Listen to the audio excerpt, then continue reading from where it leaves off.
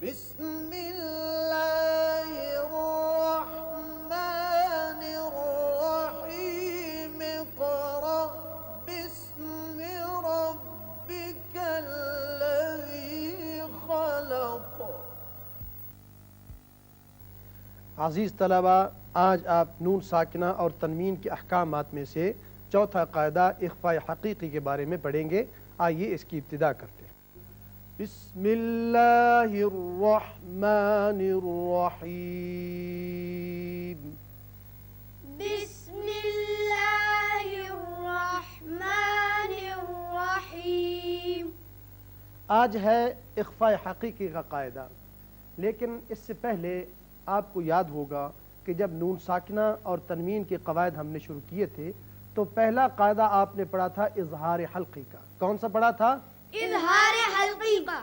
اس میں تھے 6 حروف، حمزہ ہا، حا، خا، عین، غین۔ دوسرا قاعدہ جو تھا وہ تھا ادغام کا، جس میں بھی 6 حروف استعمال ہوئے، یرملون، یا، را، میم، لام، واو، نون۔ تیسرا قاعدہ تھا اقلاب کا، اس میں ایک حرف آتا ہے با، تو یہ کل تعداد ہوئی 13۔ کتنی؟ 13۔ باقی 28 حروف میں سے یہ 15 حروف بچ گئے۔ یہ 15 حروف جو ہیں وہ اخفاء حقیقی میں استعمال ہوتے ہیں، انہیں کہتے ہیں حروف اخفاء۔ حروف اخفاء۔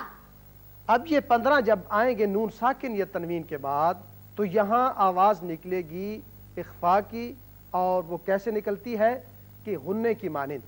کامل غنّہ نہیں ہوتا، نہ ہی اظہار ہوتا ہے، اس کے درمیانی آواز ہوتی ہے، لیکن ساتھ ساتھ یاد رکھیے کہ کبھی تو وہ آواز ذرا پر ہو کر آتی ہے، کبھی تھوڑی سی باریک، اس لیے کہ جو حروف مستعلیہ ہیں، موٹے حروف پڑھے جانے والے، جب وہ آئیں گے نون ساکن یا تنوین کے بعد تو وہاں اخفاء ذرا پر ہوگا، اور باقی جو حروف باریک ہیں جب وہ آئیں گے تو وہاں اخفاء بھی تھوڑا باریک ہوگا۔ حروف مستعلیہ میں سے یہاں 5 ہیں، ایک صاد ہے، قوف ہے، طا ہے، ضاد ہے اور ظا ہے، یہ 5 ہے۔ باقی 2 آپ حروف اظہار میں پڑھ چکے ہیں۔ باقی جتنے یہ ہیں یہ جب آئیں گے تو آواز ذرا سی پتلی ہوگی۔ اب یہ حروف اخفاء 15 کون کون سے ہیں؟ صاد، صاد، ذال، ذال، فا، فا، کاف، کاف، جیم، جیم، شین، شین، قاف، قاف، سین، سین، دال، دال، طا، طا، زا، زا، فا، فا، تا، تا، ضاد، ضاد، ظا۔ وا۔ اب آپ ان کی مثالیں دیکھ لیں۔ نون ساکن کی مثالیں ایک کلمے میں، ایک کلمے بھی آتی ہیں نون ساکن کی مثالیں، 2 کلموں میں بھی ہوتی ہیں، اور تنوین کی ہمیشہ ہی 2 کلمے میں ہوتی ہیں۔ یہاں آپ کو ان تمام 15 حروف کی مثالیں ایک کلمے میں سمجھا دی جائیں گی، لیکن باقی جو ہے 2 کلموں میں اور تنوین میں اس کی مثالیں تو ساری یہاں نہیں بتائی جائیں گی، لیکن آوازیں وہی ہوں گی جو یہاں نکلیں گی۔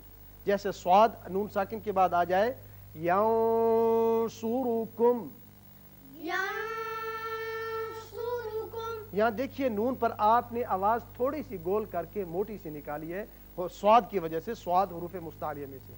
ینصرکم۔ ینصرکم۔ اب ذال باریک پڑا جاتا ہے، یہاں اس کی مثال یوں ہوگی منذرون۔ منذرون۔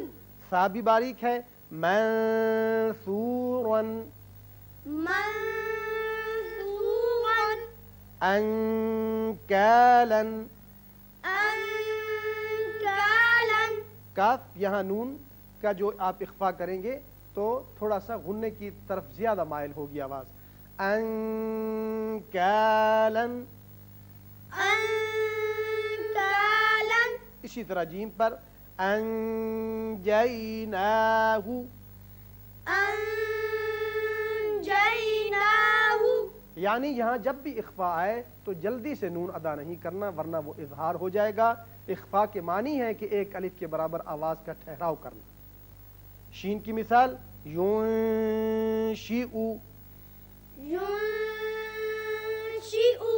قاف حروف مستعلیہ میں سے ہے. ينقضون. ينقضون. یہاں اخفاء کی آواز تھوڑی سی موٹی ہوئی. من سأته. من سأته أندادا أندادا فانطلقوا. فانطلقوا. اب دیکھیے یہاں ان تھا، ان، یہاں فاؤں تھوڑی سی آواز پر ہو کر نکلی تو کی وجہ سے، جو کہ موٹا پڑا جاتا ہے. فانطلقوا. فانطلقوا. زا کی مثال منزلا. منزلا. فا کی مثال فانفروا. فانفروا. یہاں نون ساکن کے بعد جب فا آ جائے تو یاد رکھیے جب اس کو ادا کریں تو ایک دانت اوپر والا تھوڑا سا نچلے ہونٹ کے ساتھ لگے گا. فانفروا. فانفروا. آپ دوبارہ توجہ کے ساتھ میرے چہرے پر غور کیجئے. فانفروا. فانفروا. شاباش. تا باریک پڑا جاتا ہے.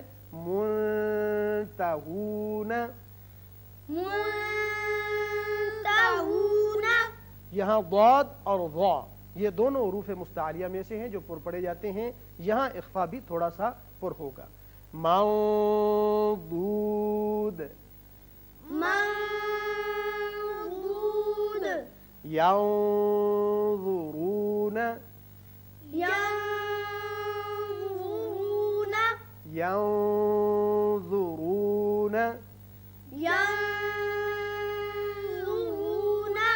یہ تھی مثالیں نون ساکن کی ایک کلمے میں کہ جب بھی حروف اخفا میں سے ان 15 میں سے ان نون ساکن کے بعد کوئی بھی آ جائے تو وہاں آواز ناک کے بانسے سے ایک الف کے برابر ٹھہر کر نکلے گی. اب اس کی مثالیں نون ساکن کی 2 کلموں میں بھی ہیں.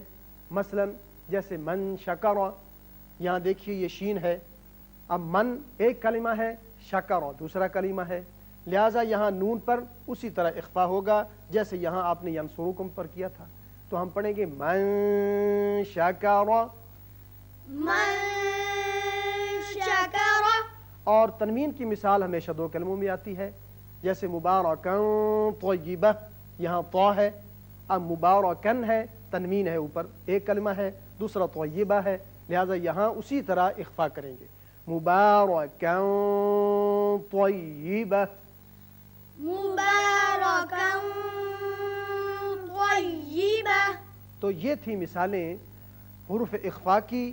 نون ساکن اور تنوین کے بعد اگر ان میں سے کوئی آ جائے تو وہاں ایک الف کے برابر آواز ناک کے بانسے میں سے ہوتی ہوئی ٹھہراتے ہیں، اور اسی کا نام ہے اخفا کرنا. اللہ تعالی ہمیں اسے صحیح یاد رکھنے کی اور پڑھنے کی توفیق عطا فرمائے.